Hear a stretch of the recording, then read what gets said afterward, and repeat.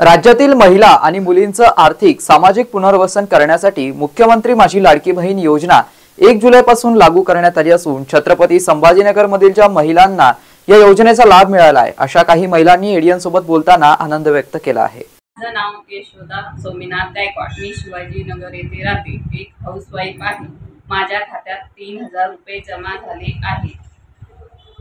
मुख्यमंत्री शिंदे साहेब आणि फडणवीस साहेब यांची मी आभार मान्य करत आहे आणि ही योजना अशीच चालू राहावी अशी माझी इच्छा आहे। शकीला शेरू सैयद, मुख्यमंत्री भाई ने जो दिए ये हम उसमें बहुत हमारा शुक्रिया है उनका। हमको ये जो मिले पैसे हम बहुत खुश हुए। ये जो दिए हमारे भाई ने ये हम बहुत खुशी मना रहे। ये जो है तो हमारे काम के लिए दिए, हमको बहुत धन्यवाद तुम्हारा। माझं नाव मीरा रावसाहेब शिंदे, मी रेणुकानगर येथे राहत आहे।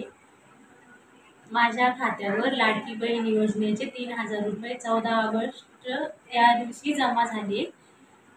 मी एकनाथ शिंदे आणि उपमुख्यमंत्री देवेंद्र फडणवीस साहेब यांचे आभार मानते।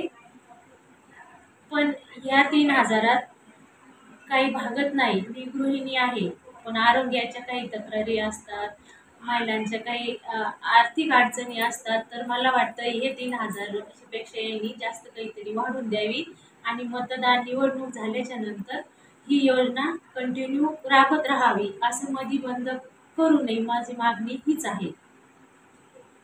माझं नाव छाया मुरलीधर नरवडे, राहणार बिडकीन, तालुका पैठण, जिल्हा संभाजीनगर। मला लाडक्या भावानी भेट दिली रक्षाबंधनची, खूप छान वाटते आणि खूप छान म्हणजे मला आनंद झालाय, त्याबद्दल मी आभारी आहे। माझे नाव ज्योती अण्णा रोठे, बिडकीन गाव, तालुका पैठण, जिल्हा छत्रपती संभाजीनगर। मुख्यमंत्री लाडकी बहीण योजना या योजनेचा मला लाभ भेटलेला आहे। 3000 रुपये माझ्या खात्यावरही जमा झालेले आहे।